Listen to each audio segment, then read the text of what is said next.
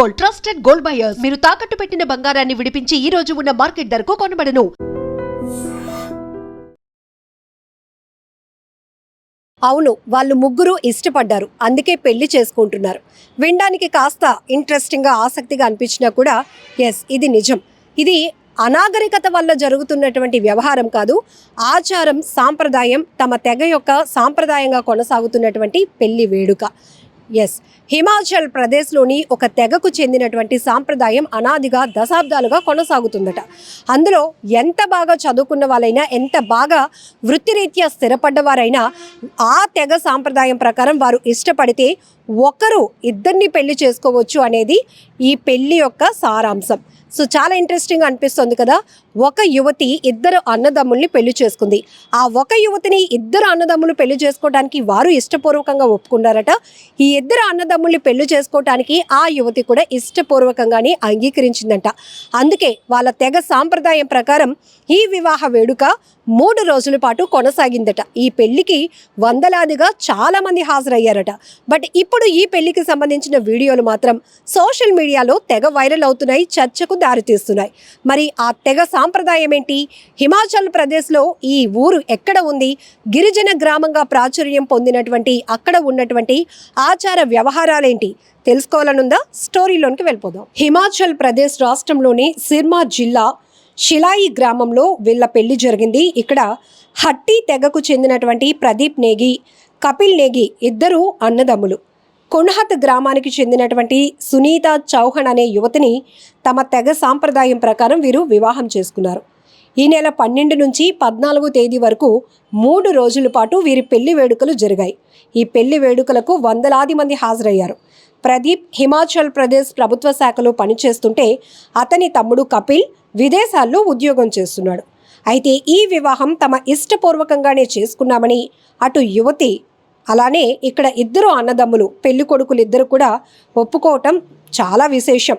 వీరి వివాహానికి సంబంధించిన వీడియో ఇప్పుడు సోషల్ మాధ్యమాల్లో చాలా వైరల్ అవుతోంది, చర్చకు కూడా దారితీస్తుంది.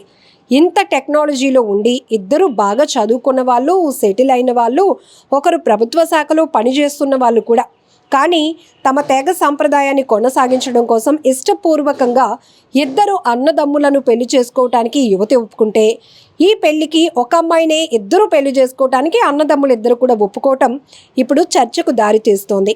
అయితే ఇలా ఒకరు ఇద్దరిని పెళ్లి చేసుకోవటం అనేది భారత్లో మాత్రం చట్టవిరుద్ధమైనా కూడా హిమాచల్ ప్రదేశ్ సిర్మా జిల్లాలోని పలు గ్రామాల్లో మాత్రం వారి తెగ సాంప్రదాయం ప్రకారం ఇప్పటికీ కూడా అది కొనసాగిస్తూనే ఉన్నారు. అలానే కిన్నౌర్, లాహల్ స్పితి జిల్లాలో పొరుగున ఉన్నటువంటి ఉత్తరాఖండ్ రాష్ట్రంలో కొన్ని చోట్ల కూడా ఈ విధానం ఇప్పటికీ కొనసాగుతుంది. హట్టి తెగకు చెందినవారు ఇది తమ సాంప్రదాయం అని చెప్తున్నారు. జోడీదారన్ లేదా ద్రౌపది ప్రథగా ఈ సాంప్రదాయాన్ని వారు పిలుస్తుంటారు. ఇటీవలే ఈ తెగ వారికి గిరిజన తెగ అంటే ఎస్టీ హోదా కూడా వచ్చింది. కాగా సెంట్రల్ హట్టి కమిటీ న్యాయ సలహాదారైన రన్ సింగ్ చౌహాన్ అనే న్యాయవాది మాట్లాడుతూ, దశాబ్దాలుగా ఈ సాంప్రదాయం కొనసాగుతుంది, ఇప్పటిది కాదు. హిమాచల్ ప్రదేశ్లో ఈ సాంప్రదాయాన్ని ఇప్పటికీ వారు కొనసాగిస్తూనే ఉంటారని క్లారిటీ ఇచ్చారు. హిమాచల్ ప్రదేశ్ హైకోర్టు కూడా దీన్ని గుర్తించిందని కూడా ఆయన చెప్పుకొచ్చారు. ఏదేమైనా చాలా వింతగాను ఆశ్చర్యంగాను ఉంది కదా. సోషల్ మీడియా పుణ్యమాని చాలా విలేజ్లో, చాలా మారుమూల ప్రాంతాల్లో జరుగుతున్నటువంటి వింతలు, వ్యవహారాలు, వాళ్ళ ఆచార సాంప్రదాయ వ్యవహారాలు ఇప్పుడు వైరల్ అవుతూ ఉండటం కొంత ఇంట్రెస్టింగ్గా అనిపించినా చర్చకు మాత్రం దారి తీస్తుంది.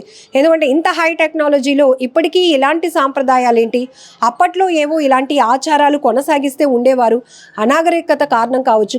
కానీ ఇప్పుడు ఇంత టెక్నాలజీ యుగంలో కూడా, ఇంత సాంకేతికత డెవలప్ అవుతున్న ఈ సమాజంలో కూడా ఇంత బాగా చదువుకుని సెటిల్ అవుతున్న యువతి యువకులు కూడా తమ తెగ సాంప్రదాయం అంటూ ఇలా ఒకరిని ఇద్దరు పెళ్లి చేసుకోవడం ఏంటి, అందులోనూ అన్నదమ్ములు ఒక యువతి పెళ్లి చేసుకోవడానికి ఒప్పుకోవడం ఏంటి, అలాగే ఒక అమ్మాయిని ఇద్దరు పెళ్లాడటానికి ఇష్టపడడం ఏంటి అనేటటువంటి చర్చ ఇంట్రెస్టింగ్గా కొనసాగుతోంది.